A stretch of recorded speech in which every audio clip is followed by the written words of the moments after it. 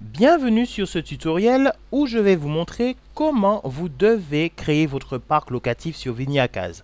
Si vous êtes un propriétaire proposant plusieurs biens à la location de type chambre pour les hôtels, appartements ou appart-hôtels, emplacement de camping, glamping ou mobil-home, nous partons du postulat que vous n'avez pas plusieurs tarifs pour chaque hébergement. Au contraire, vous les avez rassemblés dans des groupes homogènes et dans lesquels le tarif sera évolutif selon la période et le nombre de personnes dans l'hébergement. C'est ce que nous allons faire avec VignaCase. Mais bien avant, je vais faire un bref rappel pour celles et ceux qui n'ont pas vu le dernier tutoriel. Et ça, c'est pas bien, car il faut voir et revoir les tutoriels en paramétrant donc le logiciel. En cliquant sur Setting, ensuite Business Configuration, vous veillez à ce que votre logiciel soit sur Extended Configuration. Sur Booking Form, cliquez sur Classic, dans Resource List Style. Ensuite, dans Booking, Citizen Apartment, Cottage ou Villa, cliquez sur No. Et dans Tariff Configuration Mode, veillez à ce que vous soyez sur Micromanage. Ceci étant fait, vous allez sauvegarder. Et puis, vous irez donc dans Settings ou Paramètres. Tout d'abord, l'onglet Resource Features. C'est l'option de nos chambres. Car VignaCase vous permet de créer autant d'options que vous le souhaitez. Et oui, vous pouvez créer l'option chambre avec lit jumeau, ou chambre ou grand lit, ou chambre donnant sur la plage, sur la mer, sur la montagne, voire réception et accueil à l'aéroport, etc., etc. Autant d'options, soit des filtres que le client aura lors de sa réservation sur VignaCase. Tout cela, c'est pour mieux promouvoir votre hébergement. Il suffira donc de cliquer sur Resource Features. Ensuite, vous cliquerez sur New et vous mettrez donc cette option.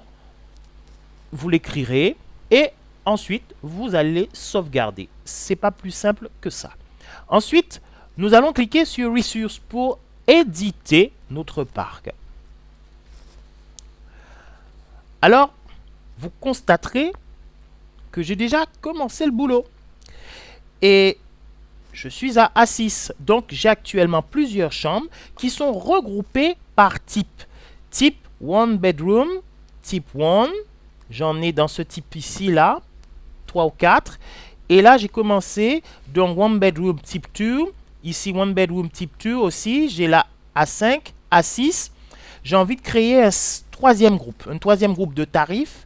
Et je vais commencer par la A7. Alors, tout simplement, comment nous allons faire ça? Nous allons cliquer sur New. Et je vais vous expliquer le processus. Voilà.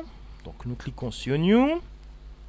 Et VignaCase a créé plusieurs types d'hébergements.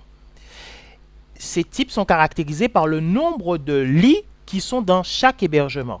Vous avez par exemple le type One Bedroom, donc un lit. Ensuite le type 2, donc Two Bedroom, 2 lits, 3 lits, 4 lits, 5 lits, ce sont des types.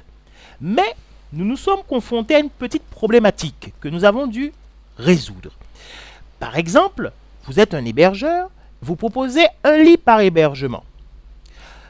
Le problème, c'est que vous avez 3 prix à proposer, donc 3 groupes d'hébergement à proposer ayant un lit. Ce que nous avons dû faire, c'est donc de créer des sous-groupes. Par exemple, vous avez donc 15 hébergements, vous en avez 5 ayant comme tarif 35 € par nuit. Vous allez donc utiliser ici ce premier type, One Bedroom type 1. Et vous allez donc éditer tous vos hébergements en cliquant et en mettant One Bedroom type 1 pour celui qui a donc 15 et qui aurait 5 hébergements qui seront dans le même groupe et qui auront le même tarif. Ensuite, il en a donc un second groupe et qui sera à 45 €. Alors, il va utiliser donc One Bedroom type 2. Il en a un troisième pour les 5 derniers. Il va utiliser donc One Bedroom type 3. OK? Et le tarif sera à 65 €. ainsi de suite. Et s'il avait encore un autre groupe, cette fois-ci avec 2 lits dans l'hébergement, il va donc utiliser 2 bedroom type 1. Et donc tous les lits, ou pardon, tous les hébergements ayant 2 lits et qui seront référencés donc dans ce type-ci, type 1, auront donc le même tarif. Tout simplement. Ici, je voulais donc créer, et en restant donc dans 1 bedroom type 3, je vais créer ma chambre qui sera la A7 et qui sera, il y aura le numéro 7, toujours donc 2e étage, donc floor 2, et chambre twin bed que j'ai créé tout à l'heure dans les options. Donc, Reuse Features. Et nous allons sauvegarder. Tout simplement. Voilà. Nous avons édité nos lits, nos hébergements, c'est différent.